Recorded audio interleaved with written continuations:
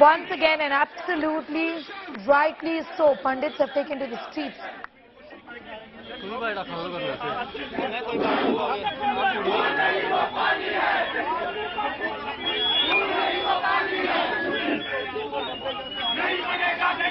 Bhatt is getting us more details on that story. Sunil, once again, Pandits have had to come out on the streets to say that this is their right. They need to be protected. This is a troubled region. Absolutely, Sneha. The Kashmiri Pandit government employees who were serving in the valley, they fled recently after the spate of targeted killings that took place in the Kashmir valley. They have been on dharna for last more than 150 days. Their demand is that they should be transferred to Jammu region because in the Kashmir valley they are not safe.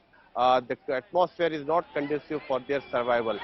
But the authorities are saying that transfer to Jammu is not possible. However, these Kashmiri Pandits, government employees have been protesting there in Jammu outside the Relief Commissioner's office.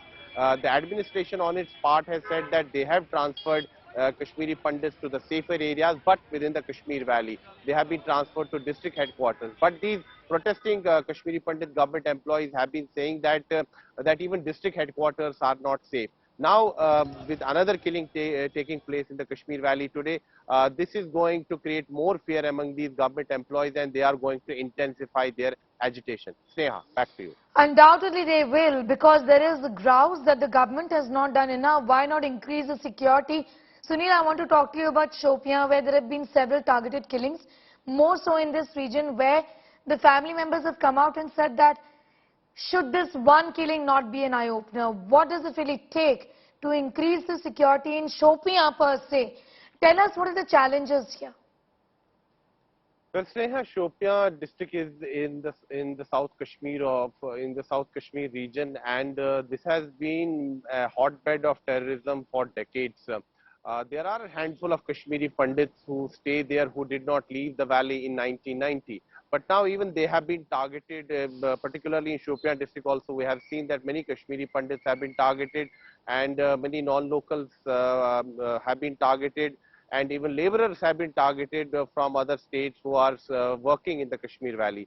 So these killings are taking place. The administration on its part has been saying that they have beefed up security in and around the areas where the members of the minority community lives.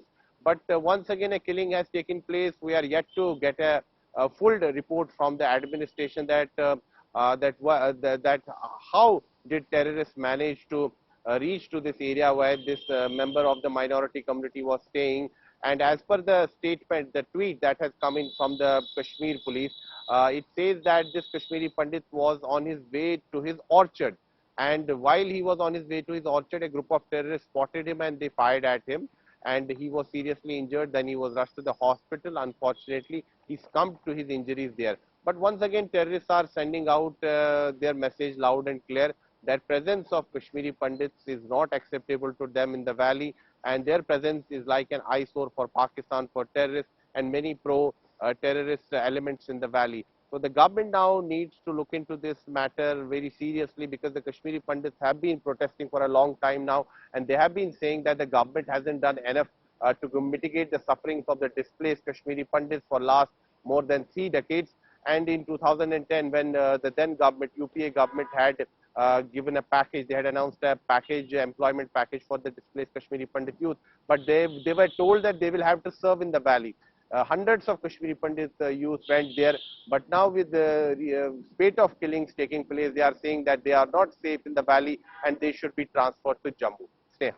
You know, Sunil, also several of our activists and Kashmiri Pandits who joined us before a few moments ago did say that they're expecting judicial intervention in this matter as well. And there is a sense of disgruntlement with the Supreme Court as well.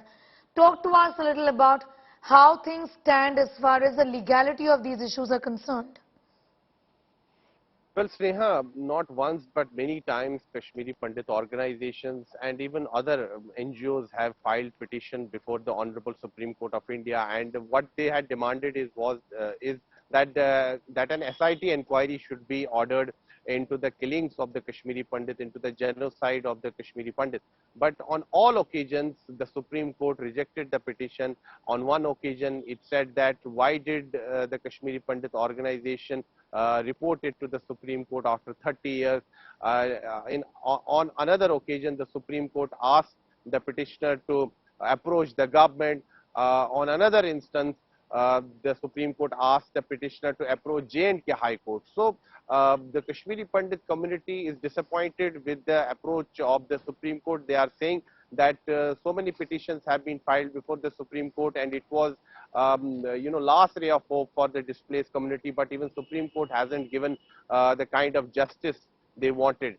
They're saying that they have approached the successive governments for last more than 3 decades, but the government has totally turned a Nelson's eye towards their problems, and their last ray of hope was on the Honorable Supreme Court. But even Supreme Court hasn't viewed their matter favorably. That's what they are saying.